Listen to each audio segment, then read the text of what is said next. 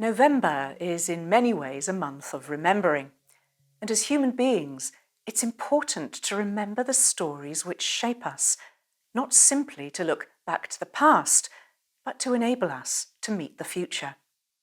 We've just been looking back and celebrating Bishop David's ministry as he retired last month. Hopefully you've had opportunity to watch the short film, Carrying the Crozier, recalling his ministry through 16 years in Birmingham.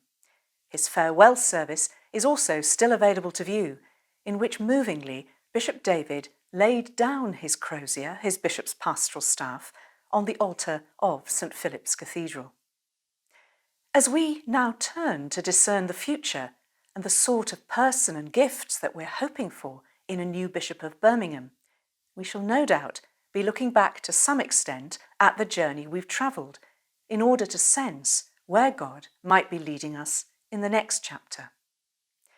Remembrance Day and Remembrance Sunday, of course, fall in November, when we look back and honour those who lost their lives in the name of our country.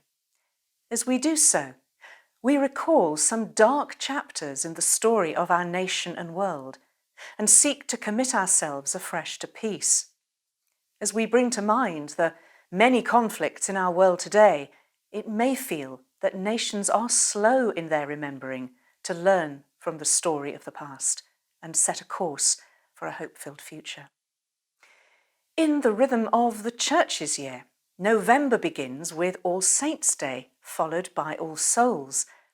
As we celebrate the wonderful diversity of those the Church honours as saints, we remember something of the Church's witness through the ages, and as Christians, we seek to find our own place in that story, praying that something of what filled them with such hope and confidence will be ours, so that the rumour of God will give light to the next generation. As we remember all the faithful departed on All Souls' Day, near and dear ones we see no longer, perhaps amongst them family and friends who lost their lives to COVID, we're put in touch more deeply with our own personal story. For our own journey is indelibly marked by those we've known and loved. In them and through them, we discovered something of ourselves. Some of that shaping may have brought us pain as well as joy, but it's part of our story, our remembering of who we are, our hopes, and the time left to us here on earth, as well as our remembering of them.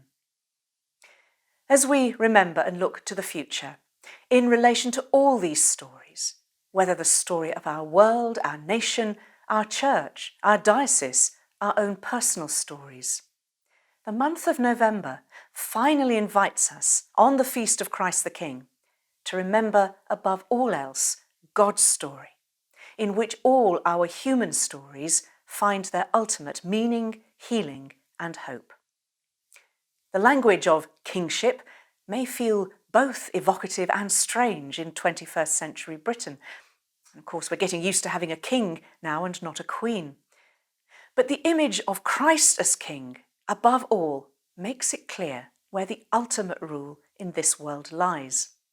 Thankfully, not in prime ministers who come and go currently with alarming frequency, or worse, in cruel dictators who seem to go on forever, or in the particular legacy on the church or on our own lives of any individual, but in the final rule of love that is to be found in Christ.